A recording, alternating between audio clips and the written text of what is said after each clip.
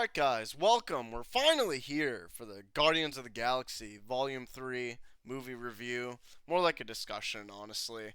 I'm late to the party, but it is what it is. I've been real fucking busy lately, just haven't really had the time to do this review. But I've been stewing on it for a while, so that's nice. I've seen the movie twice, and that's all, that's as much as I am gonna see it, honestly. First of all, I guess I'll just say I do have a cold. All right, I got a little bit of a cold. My throat, it's scratchy just a little bit. It hurts when I talk. I don't know how long this is gonna be. Hopefully, it'll go on for a while, but just as long as my voice can hold out. But again, it is what it is. So we'll take it as we'll take it all in stride. But here we go. First of all, I want to say I was incredibly hyped for this film. So fucking hyped. It was the last Marvel project I had any hope for. Any, and I mean any. this is I'm only excited for this movie, or was excited for this movie. No other of their projects, none of their shows, none of their new movies. I don't give a fuck about. I'll still review them.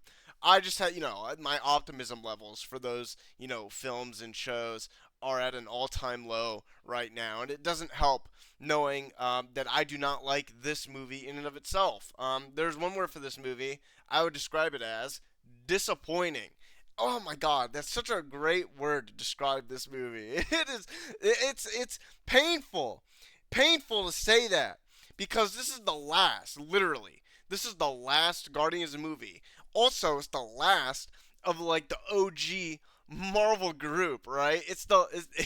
Their outing is gone now. Well, we can put that in quotes. Of course, we'll put that in quotes because given what happens at the end of this movie, that may or may not really be the case. Time will tell whether or not these characters, actually come back in any meaningful way. But the probability of that happening is skyrocketing as time goes on because this technically is not the end for all of these characters, even though it should have been, which we'll get into that main point. And this is, you could say this is a nitpick, but it's definitely, frustrating nonetheless. All the trailers for this movie pointed to at least one of our characters dying, one of our fan favorite characters dying, if not more.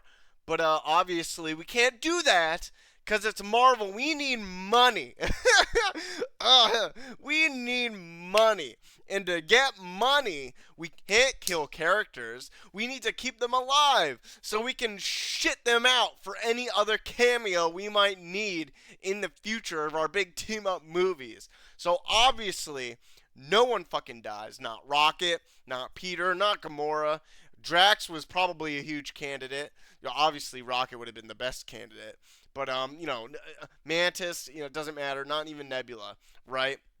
And it's just so frustrating that bait and switch, getting our heartstrings all worked up, just for nothing real to actually happen. No meaning. Not that our characters need to die in order to like close a story, but it just I just don't like the bait and switch aspect of it. It's just it obviously trying to like garner interest into the franchise, and then fucking around and not doing that. Why do that, right? Why? Absolutely aggravating. Anyway, that's a small point about the film. I don't really care about too much, but still aggravating nonetheless.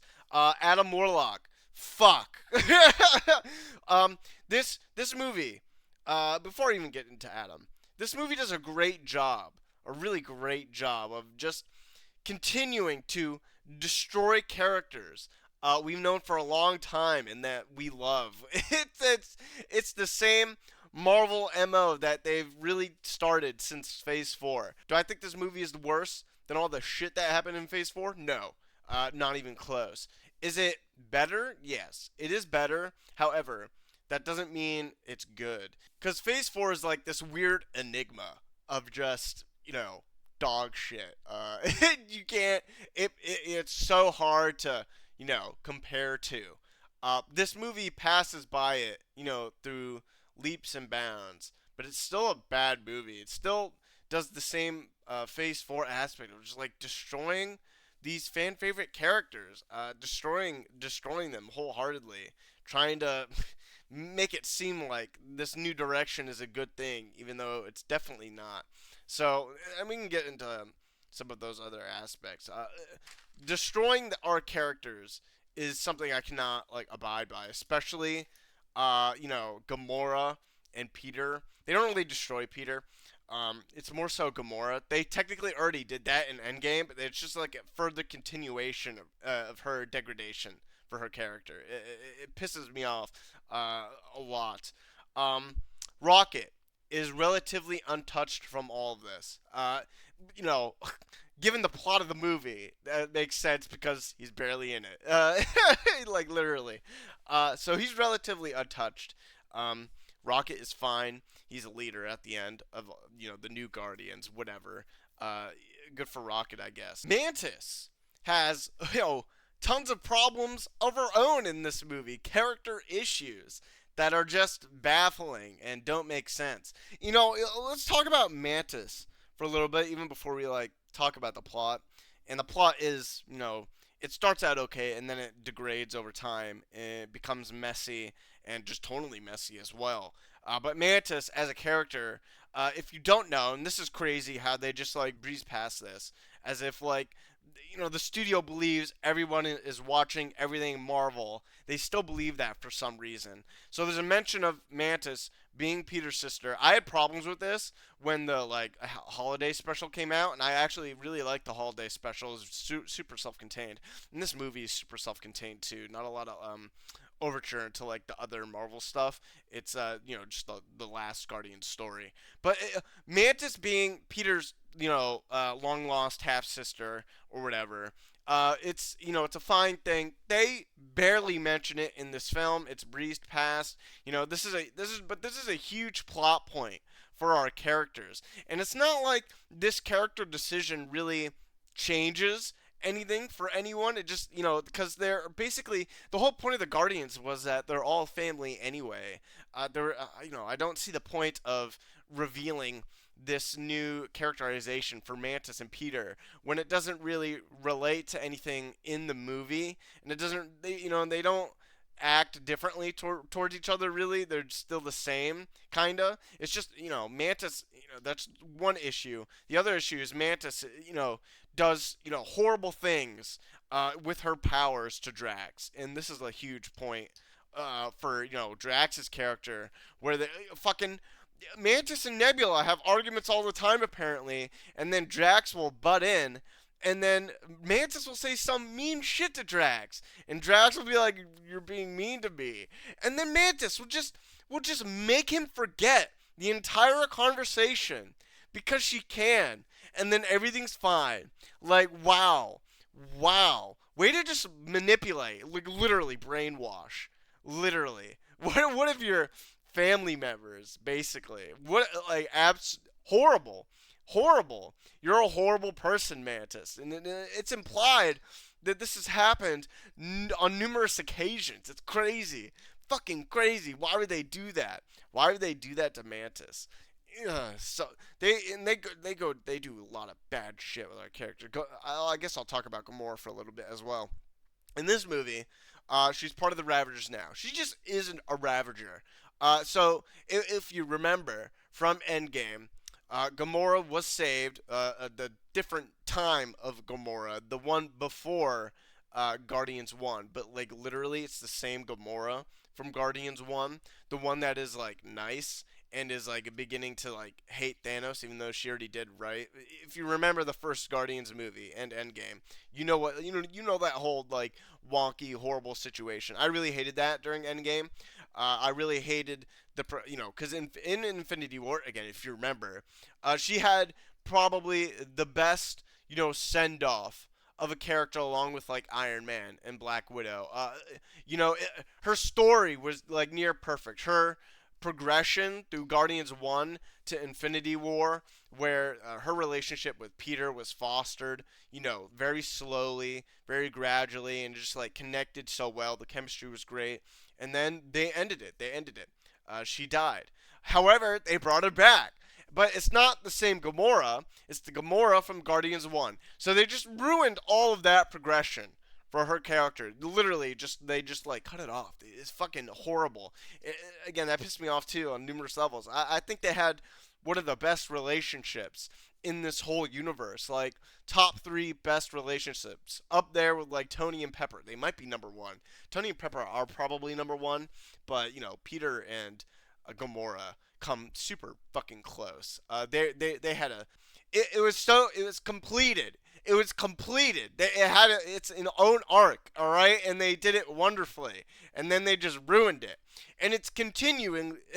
It's continuously ruined in this movie, where Gamora now is just a part of the Ravager crew with some Rocky, Sylvester Stallone, and now she's just a fucking asshole through the whole movie. Even though her character is supposed to be that of Guardians 1, where she's the nice foil to all the other assholes of the Guardians, right? That's how it works. But now she's the asshole.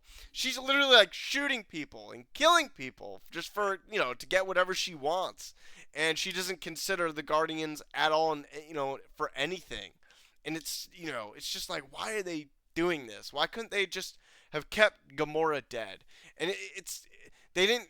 They're doing that thing, the Marvel thing. They just keep degrading our characters that we've known for such a long time. It's so fucking frustrating.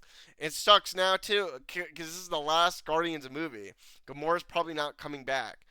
Peter probably will, but why bring Gamora back, right? Because she's not really part of anything now at the end. She's still with the Ravagers at the end of this movie. She doesn't care about the Guardians at all.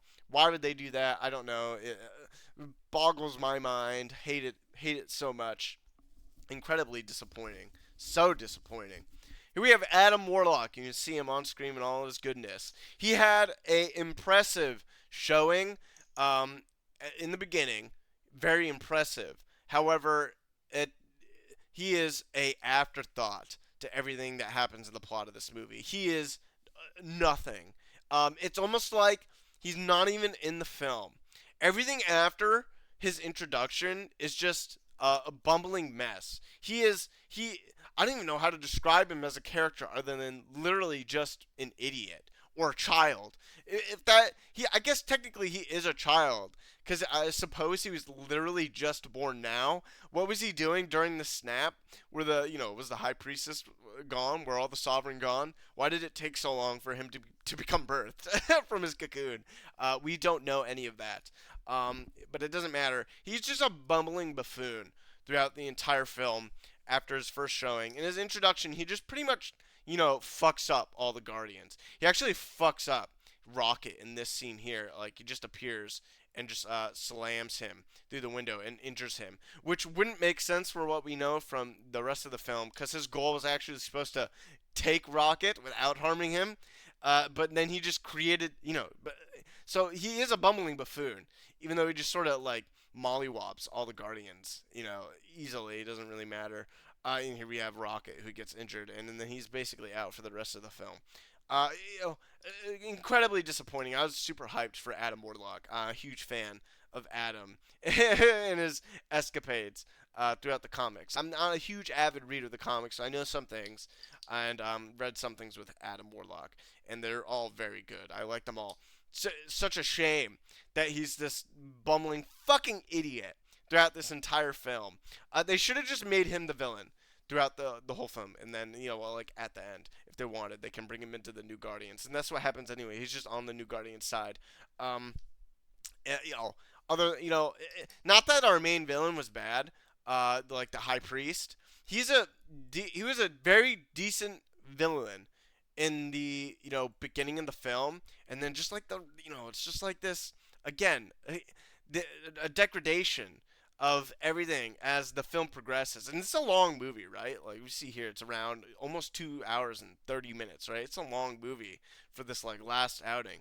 He just like increasingly becomes more unstable throughout the progression of the film, and then his decisions also degrade over time. About he was smart and then calculating and then threatening, and then towards the end he's none of that. I like how his powers are so crazy gravity manipulation, which is pretty powerful. That's a pretty powerful ability to have, especially when our guardians aren't. They don't have like huge hacks like that.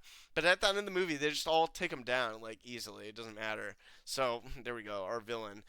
Again, he's just increasingly more unstable throughout the progression of this film, and I like him at the beginning, but then he's sort of an afterthought. I would have been much happier if Adam was like the main villain throughout the entire thing. We didn't need this like high priest who actually creates all these other species or civilizations, and he created the sovereign, and then the sovereign creates their. Okay, so if you watch the film, he's got a god complex.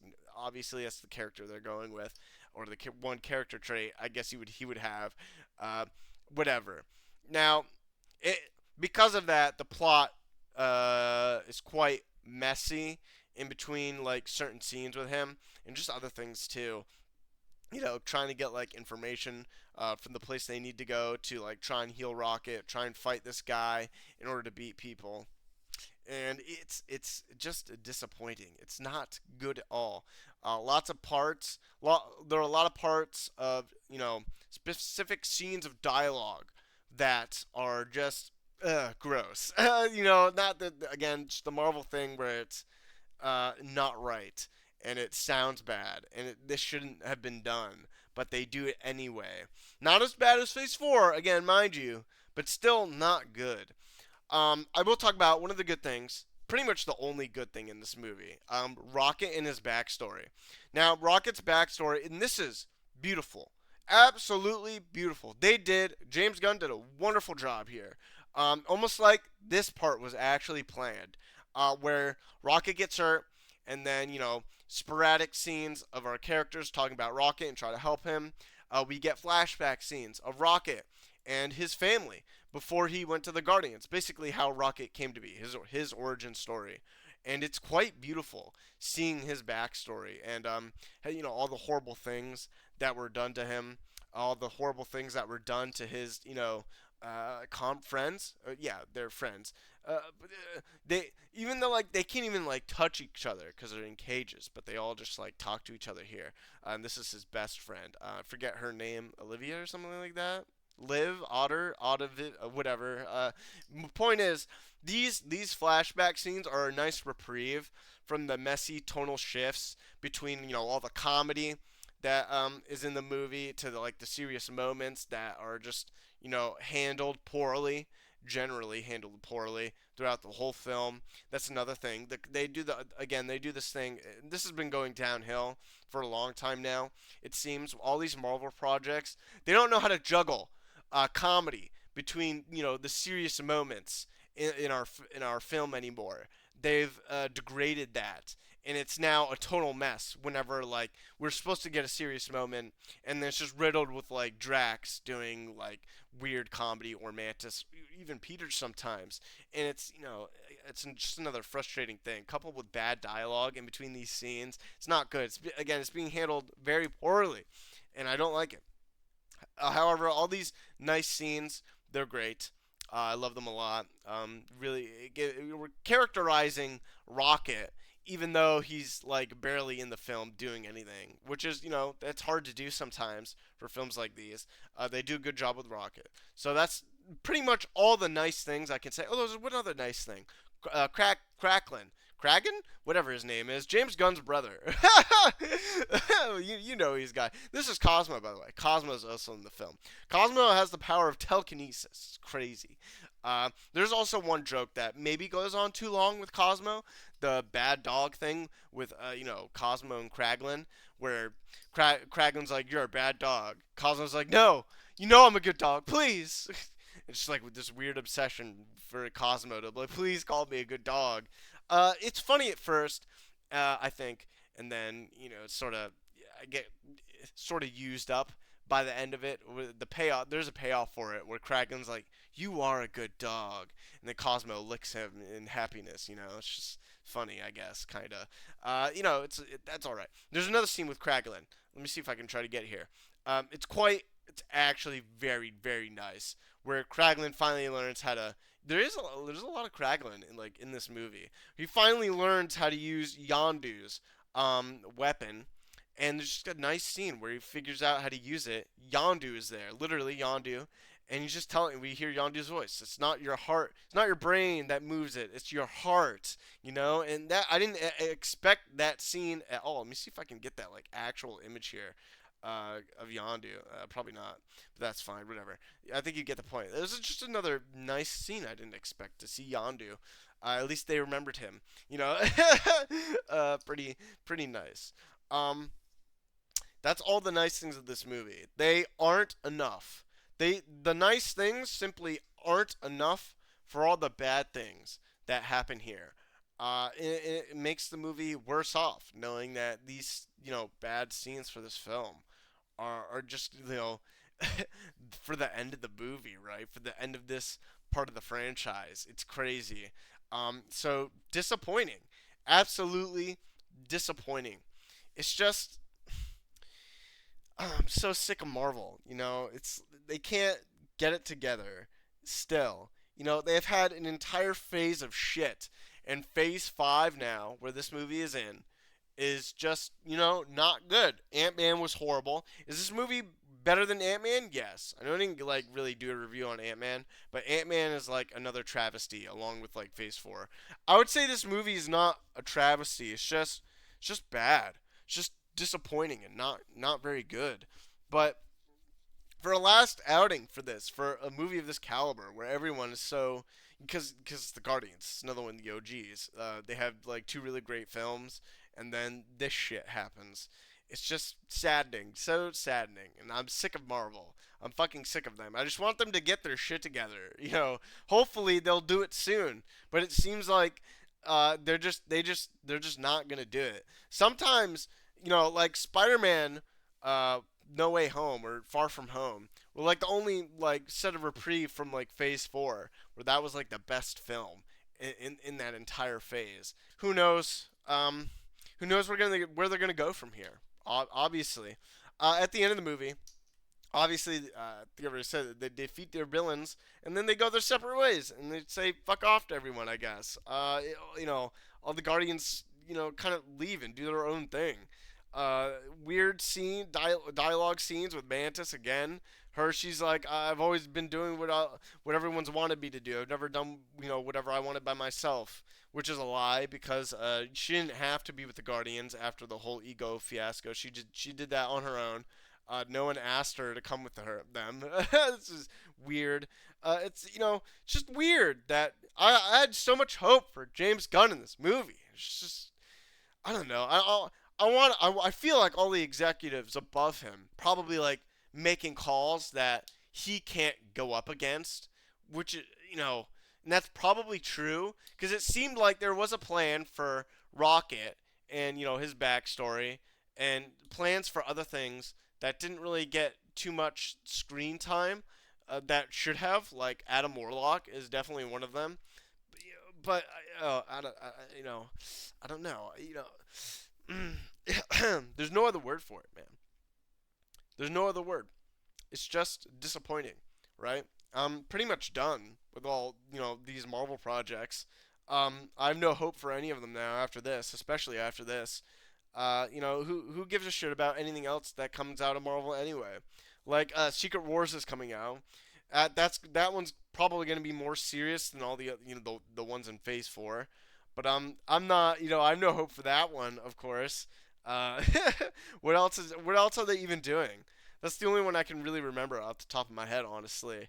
Who knows what else is gonna happen for them? It's just sad, very sad. Uh, I think I'm done rambling, guys. Yeah. Final verdict for the movie. I'd give it like a high three. If I'm being generous, a high three to a four. It's better than everything in Phase 4. It's better than Ant Man, but it's still way worse than the first two movies. Way worse than like some of the best of the other Marvel films. It's just not good, not enjoyable. Like I'm not gonna come back to watch Guardians 3, right? I'd rather watch the first two and all the other Marvel movies, right? It's just sad. I can't. I I really like the Guardians. Why would they have to do this? They ruined it. Of course they ruined it. Why would I expect anything less, right? I should never get my hopes up for another Marvel project ever again. Even if the trailer makes it seem really good. It doesn't matter. There's always going to be something to fuck it up where they're going to have horrible dialogue interspliced with comedy that tonally does not mesh with the more serious scenes in the film, or the plot is going to be messy and dragged on with bad pacing and just more character destruction of probably characters we've known all all along that come in for cameos. They get fucked over, and it's just sad to see where this universe has been driven to after so long. Will they ever be in top form again? Who knows? Yeah, okay. I'm definitely done with my ramble. Sorry this came out so long. Again, I was busy. I had stuff to do. I'm busy today too, even while recording this. But again, it is what it is. I hope you guys enjoyed though. Tell me what you think. Did you like this movie? Please tell me. And all right, that's it, guys. Have a nice day. See ya.